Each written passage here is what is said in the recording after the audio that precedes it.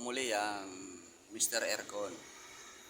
At magkakabit kami ng aircon ngayon na 1.5 split type Kulin. Nandito kami sa Santa Rosa.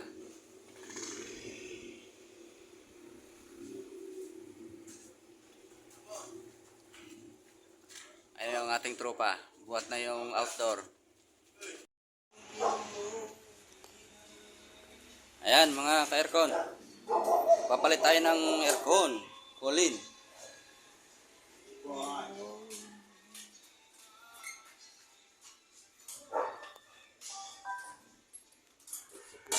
Ito yung tatanggalin. Papalitan natin ng kulin. Ayan.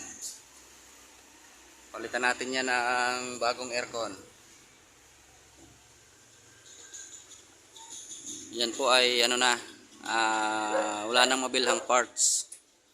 Kaya nag-suggest ko na kay boss na palitan na ng bagong aircon.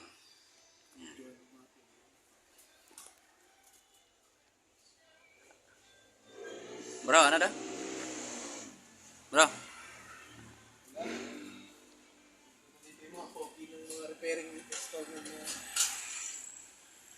Yan daw ang gwapo ng installer sa sarili niya.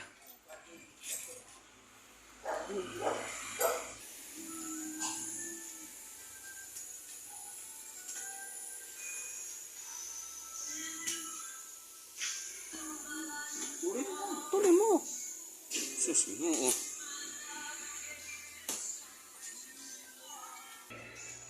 Hmm? 1.38. Yan. Kaper? Oh, yan. 1.38. Ano pa rin? Hindi ka ako. 1.38. Hindi ko pa nakita tayo. Hindi ko pa nakita.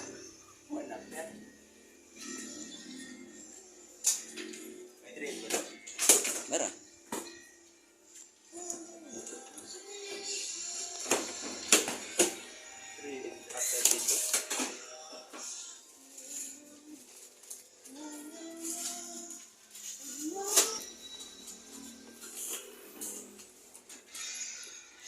Ayan mga ka-aircon, yung Kulin na Aptus R32 na 1.5. Ang copper niya ay 1/438 na. Hindi siya 1/2.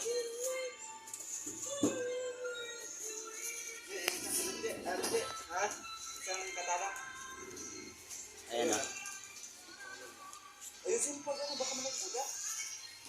Bago na siya. Yung nakasanayan natin nung una, yung dati pa niyang hindi pa Aptus na Kulin, pag 1.5 ang copper ay 1/4, 1/2. Ngayon 1/438. Yan na yung copper niya. Baka may malito sa ibang mga aircon technician. Pinapaalam na namin sa inyo mga ka-aircon, yung Kulin na Aptus 1.5, ang copper tube ay 1/438 R32.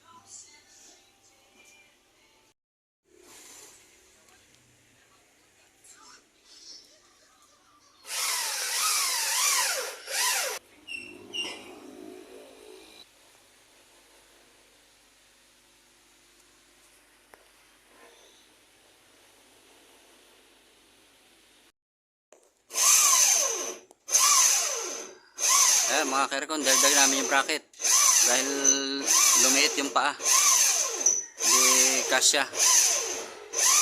Kaya binutasan namin ulit, naglagay kami ng panibagong bracket niya sa paa.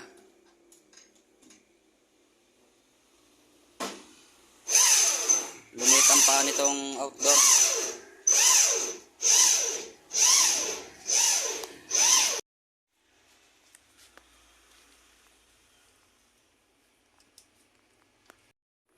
Ayan mga ka-aircon, tapos na kami. Tapos na namin na ikabit ang aircon.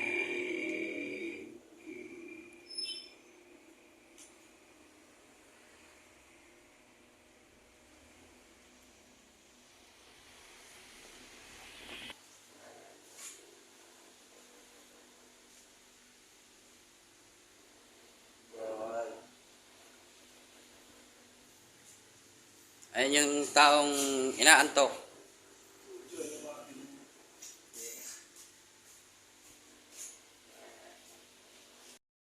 Ano?